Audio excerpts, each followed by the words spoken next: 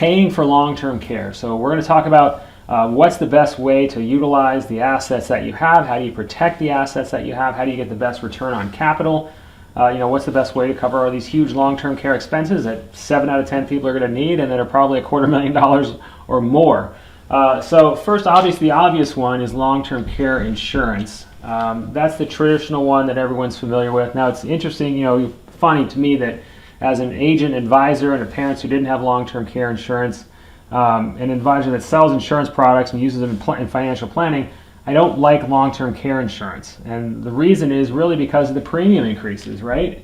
You buy these plans and then the premiums continue to go up. The insurance companies keep raising the premiums. And I've seen so many seniors that have had, paying in these policies for 10 years and then they just, the price increases keep going up and up and up, and then they cancel it, before they even get to their 70s and before they potentially might need it.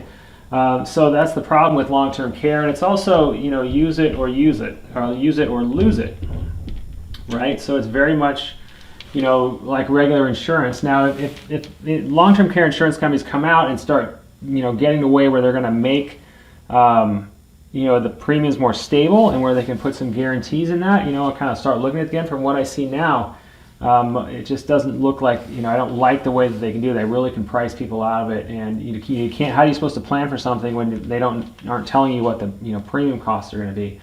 And you use it or lose it. So that's the other thing. So the next thing, what's called is an asset leverage plan, or ALP for short, and those also provide long-term care. So that's where you're going to position a certain amount of capital, and then the insurance companies are going to give you a guarantee and leverage that out.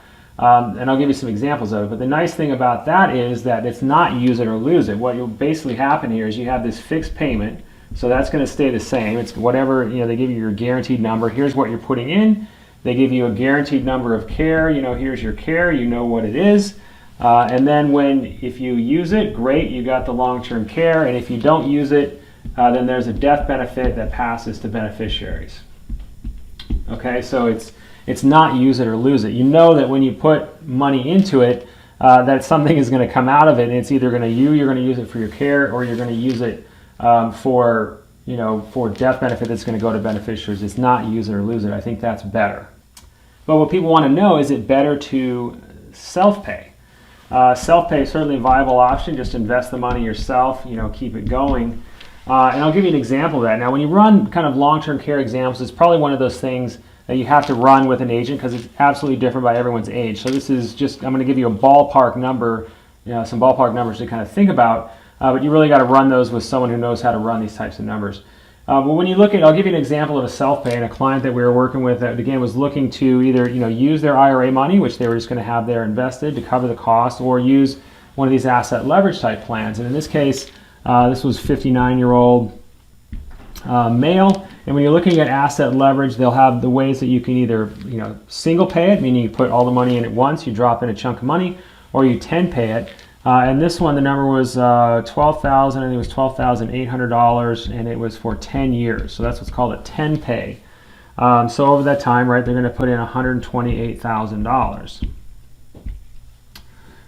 For the plan, and then that plan is kind of paid up. So versus, this is an asset leverage plan, versus long-term care where the premiums could go up and everything else. This is just guaranteed. It is what it is.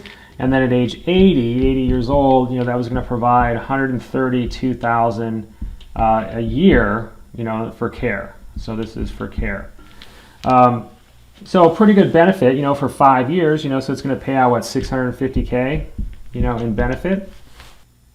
So then the question becomes, if I'm going to self-pay, what type of rate of return do I have to earn on my $128,000 to be able to provide $132,000 per year in benefits?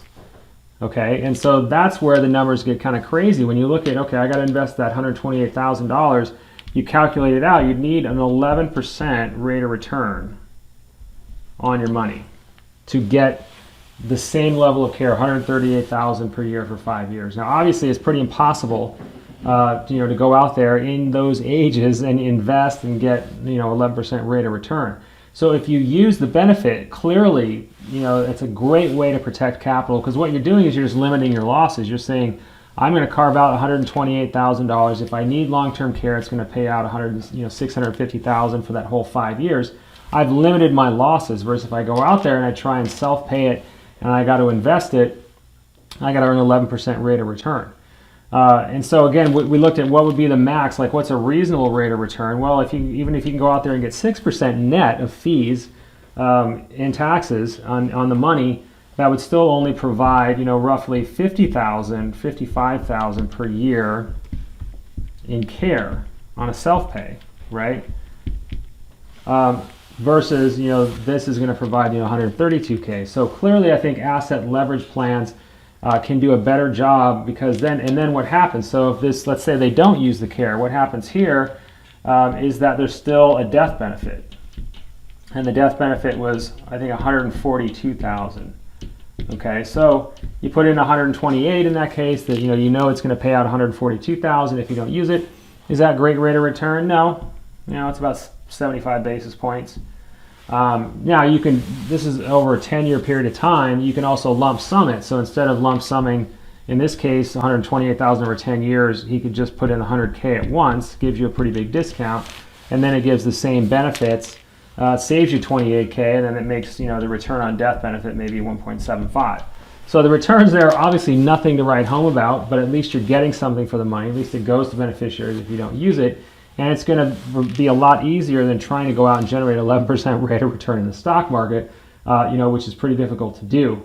So I think from a return on your own capital, protecting assets, if you have them, the money to do that, asset leverage plans, can work really well. But the problem is it takes more assets to do that. So again, if you're looking at, a 60-year-old, you're talking about 100K, you probably got to earmark to get that covered. If it's a 50-year-old, I'm going to say it's probably 60K, to 65K, just to give you ballparks. This may be completely different, so that's not a quote, that's not a rate. But I'm just saying, just so you know, like if you're trying to cover long-term care and you're starting earlier, like say 50, it's going to cost you a lot less than if you're starting at 60, but it's still, pretty good at age 60.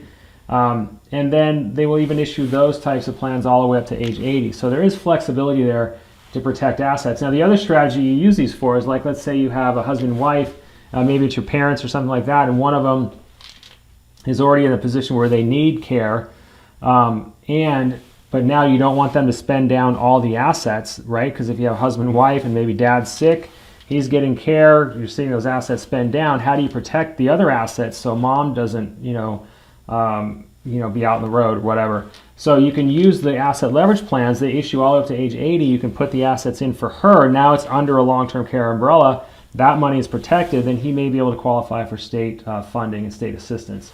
So that's a good strategy to do if you're trying to protect assets, and they can work really well for that. There's also a liquidity feature in most of those, so that if you do need the money back, you can cancel it and take your money out. It could be anywhere from 80% of what you've put in to 100% of what you put in, depending on how you structure the plans.